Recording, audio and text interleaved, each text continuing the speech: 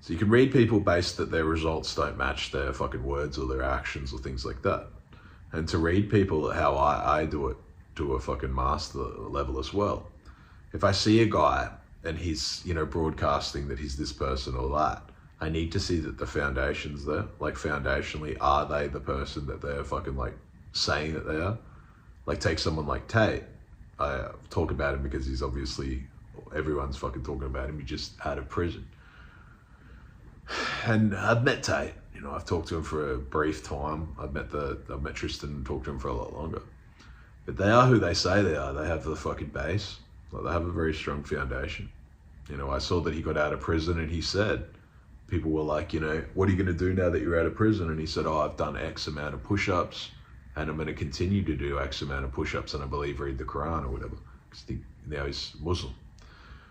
And in prison, those are the things that you can control. You can control your push-ups. I said it fucking like a week ago. You can still do your push-ups. You still do your sit-ups. You just need to control what you can control at the time. Like, you might be in a situation that's completely out of control, but you still work on your foundation. You still read. I said it a week ago. Like, what did I do when I was in a cell? I just read and did my push-ups and squats. What did Tate do when he said he got out?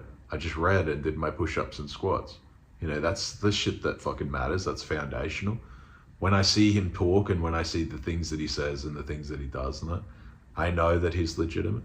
Like, it's very difficult to fucking, like, you can't LARP for that long. He's not LARPing because he has all the foundation. Like, he is just that guy. I'm not the kind of guy that dick rides guys really at all. I see guys for how they are, even if they're flawed. But he is, like, exceptional. The thing with him is some people that you meet in life, and I have met people like that before, not as high level, but people who just find a way to win. Like, he's one of those guys that just wins. A winner, two people can be the same, like in the same amount of shit, or two people can have the same thing happen to them. And one person finds the way to win somehow, and the other person doesn't. Like, it's a large amount of it is almost like luck. It's almost like something from above that looks out for two people. Like, a car slips off the motorway and falls into a river, and two people have the exact same thing, and two people are just as strong as each other and they're exactly the same, but one person finds a way to live and the other person sinks to the bottom of the river and dies. And it's not that one had the specific advantage over the other. It's just some people are, like, he says that he's God's favorite, and some people just have something in them that just determines that they find a way to win. It's just the quality that people can have. It's a very rare one. Two people can go through court for exactly the same thing, and one person gets a good outcome and the other person gets completely fucked. And nothing had changed. They have the same legal system and the same everything. Someone else, this one person just, it's almost like has something or someone looking out for them and the other person doesn't. And I think that a big thing of part of his success also is, specifically now with these sort of things, is because so much people are sending him energy. I'm not one of those woo-woo guys or all of that sort of garbage, but I do think it's a real thing. Whereas if enough people think, or like, think about a person and think about an outcome and things like that, it does actually almost bends the world to that specific outcome. Like, it makes it possible even if it was theoretically impossible. I think that energy exchange is a real thing. I think even if you're sending people negative energy, it's still fueling them if they know how to use it.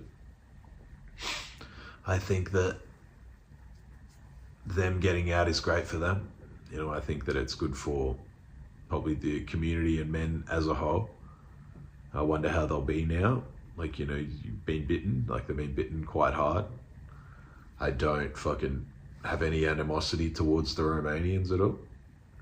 It's not my position to fucking like speculate or anything like that, so I won't. But I just don't have any ill will towards Romania as a whole. I thought that it was crap before they were out, but if they're gonna essentially do the right thing and make good of what had happened, let them out, and anyone can get it wrong. Shit can happen.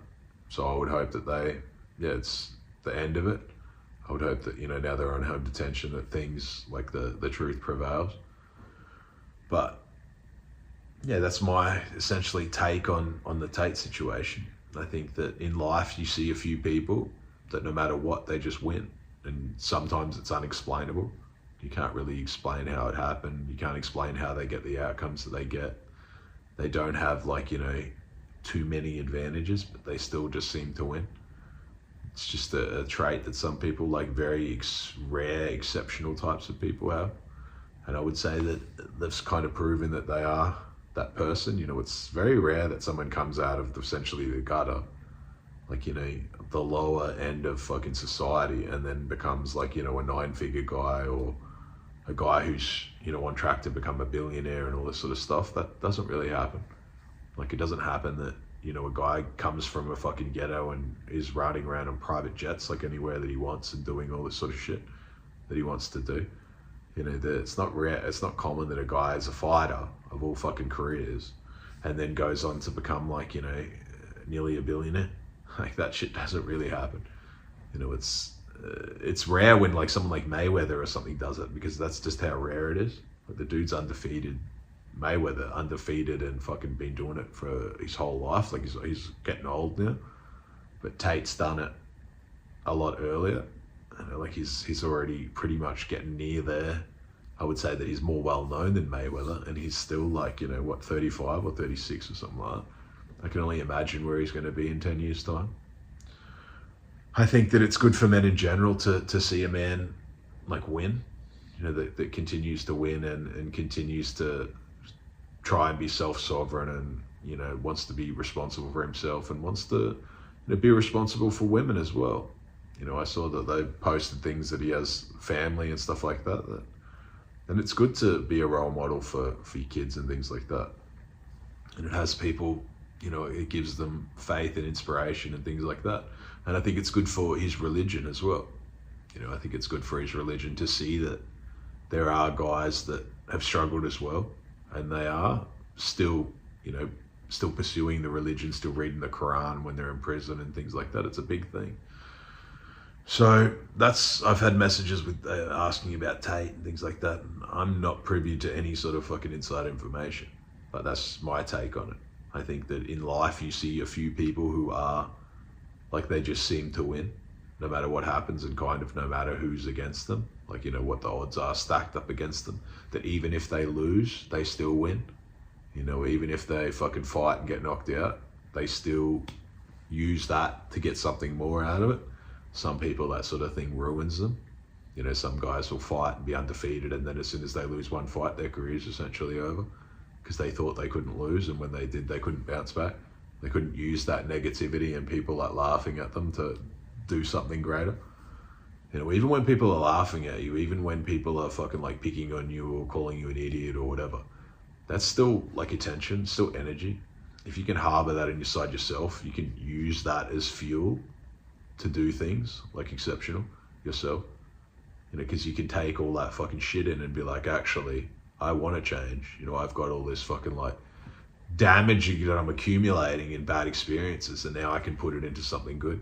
Like, people tell me that I'm fucking weak and all this sort of stuff and I'm out of shape and things like that. So I'm going to show them and I'm going to get in fucking amazing shape.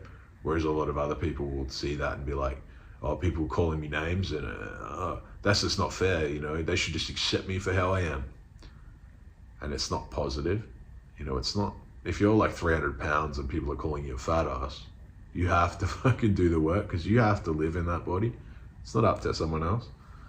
Like, it's not, they don't have to put up with the shit that you'll have to put up with if you're obese. It's not easy on your body, yes, but it's also not easy on so many things. You get such a worse outcome over a lifetime.